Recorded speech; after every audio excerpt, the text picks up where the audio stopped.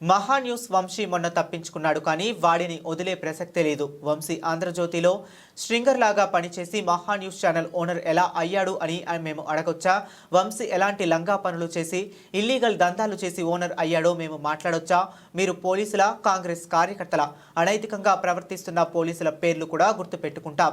వాళ్ళని వదిలే ప్రసక్తే లేదన్నారు గాదరి కిషోర్. మీడియా సంస్థలు కావాలని చెప్పేసి పదే పదే ఒక వ్యక్తిగత స్వేచ్ఛకు భంగం కలిగించే విధంగా మహిళని చూడకుండా ఫోటోలు పెట్టి అన్యాయంగా అక్రమంగా ఏది పడుతుంది మాట్లాడతారు. వంశీ అంటాడు. వంశీ అటు దొరకలే మొన్న మామూలు గట్టిగానే అవుతున్నాను పని.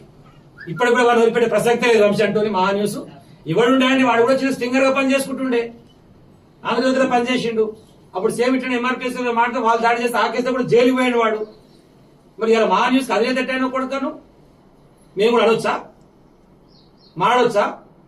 అంటే ఎలాంటి కార్యక్రమాలు చేసి, ఎలాంటి లంగ పనులు చేసి, ఎలాంటి ఇల్లీగల్ దందాలు చేసి ఒక మీడియా ఛానల్ కొందరు అని చెప్పి మేము కూడా అనొచ్చు కదా. అంటే నువ్వు చేసినటువంటి పనులు, మీ ఇళ్ళలో జరిగేటువంటి పనులు ఇతర మహిళలు కూడా చేస్తాను నువ్వు అనుకుంటున్నావా?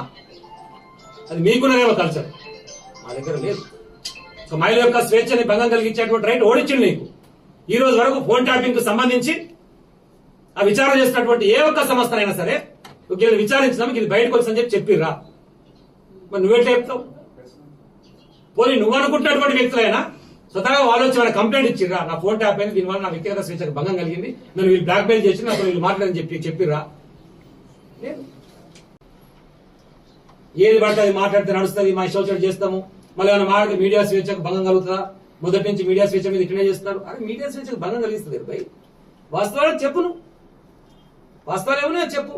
నీకు అనిపించింది ఊహ పెట్టుకొని కావాలని చెప్పేసి మనిషిని టార్గెట్ చేసి క్యారెక్టర్ అసాసినేట్ చేసి కుటుంబంలో ఒక మానసిక శోభకు గురయ్యే విధంగా చేస్తే ఎవడు ఊకోడు కొడతా. తస్మాత్ జాగ్రత్త వంశీ. మహా న్యూస్ నీకు మళ్ళా కూడా అయ్యేది ఉంది. నేను వదిలిపెట్టే ప్రసక్తే లేదు. మీడియా ప్రముఖంగా నేను చెప్తా ఉన్నాను, ఎట్టి పరిస్థితి వదిలిపెట్టే ప్రశ్న లేదు.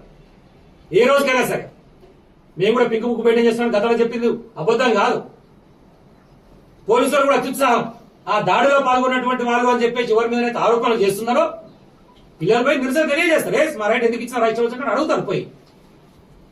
దాంట్లో మా అధ్యక్షుడు ఒకరికి బెయిల్ ఇచ్చారు, మిగతా ఇద్దరు పిల్లలు జంగా అంటూ ఇంకొక అరెస్ట్ చేశారు. పోలీసులు ఇష్టం కొట్టిరు వాళ్ళని రిమాండ్ చేశారు.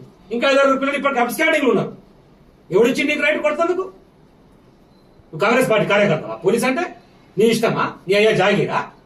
ఎట్లా కొడతావు? పిల్లగాల మీద ఎట్లా చేసుకుంటారు మీరు? మిమ్మల్ని ఎవరు వదిలిపెట్టేది లేదు.